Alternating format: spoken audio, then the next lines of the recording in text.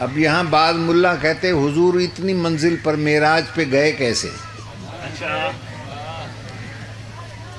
ارے ملا یہیں بیٹھے بیٹھے سورج کو دیکھ لیتا ہے. سورج کا فاصلہ ہے 9 کروڑ 30 لاکھ میل.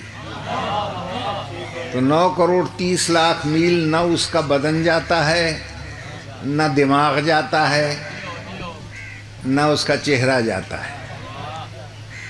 سوئی کی نوک جتنا اس کی پتلیوں میں نور ہے، جو آدھے سیکنڈ میں 9 کروڑ 30 لاکھ میل جا کے آ بھی جاتا ہے.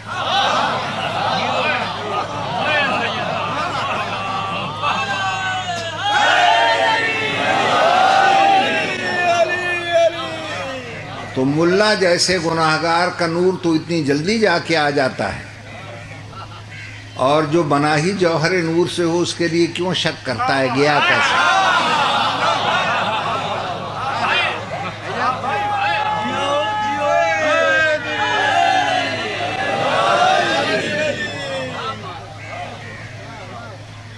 ہو سکتا ہے کوئی اعتراض کرے کہ چلو محمد کا تو ہم مان سکتے ہیں،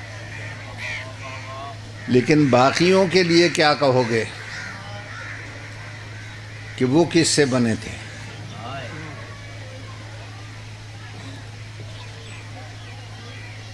معاف کیجئے گا، میں دلیل دیتا ہوں.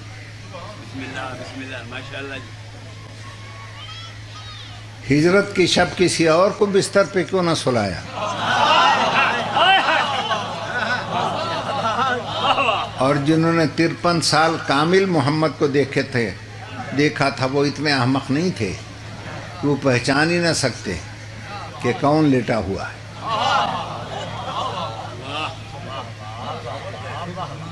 توجہ رہے. مگر ساری رات شک میں کیوں پڑے رہے اور کہتے رہے ھذا محمد النائم، یہ تو ہمارا محمد سو رہا ہے. اس لیے کہ بستر سے نور بھی وہی نکل رہا تھا، خوشبو بھی وہی آ رہی.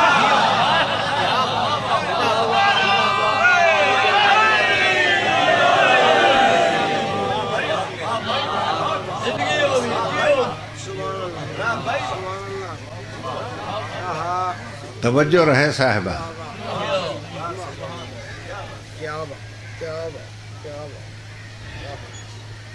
اور یہی وہ پوائنٹ تھا کہ دنیا کا مانا ہوا سائنسدان آئنسٹائن اس پوائنٹ کو دیکھ کر نہ صرف مسلمان ہوا، پھر شیعہ ہو گیا. جی ہاں، میرے پاس پوری کیسٹ اس کی موجود ہے. اس کے 2 نظریات بڑے مشہور تھے. ایک نظریہ اضافیت اور دوسرا کہ جب کوئی جسم نور کی سپیڈ سے تیز ہو جائے تو وہ انرجی میں بدل جاتا ہے. اس کی کوئی دلیل اس کے پاس نہیں تھی. آقا حسین بروجردی سے اس کی خط و کتابت ہوئی تو آقا نے فرمایا کہ وہ آئنسٹائن، جن نظریات پر تجھے اتنا فخر اور ناز ہے اسے تو میرے مولا علی نے نہج البلاغہ میں پہلے ہی بیان کر دیا.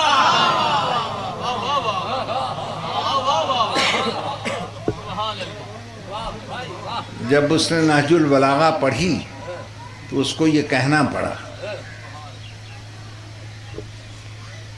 نہج البلاغہ از دا بک آف ریالٹی. کتاب حقیقت اگر کوئی ہے تو نہج البلاغہ ہے. آگے چل کے پھر وہ لکھتا ہے کہ نہج البلاغہ کا جو بیان کرنے والا ہے وہ علی ہے. اور علی کون ہے؟ Strength of God. اللہ کی قوت و طاقت کا نام علی ہے. اللہ کی طاقت کے سامنے نور کی طاقت کچھ بھی نہیں ہے. تو اللہ کہتا ہے معراج والی رات میں خود لے کر گیا اپنی طاقت سے.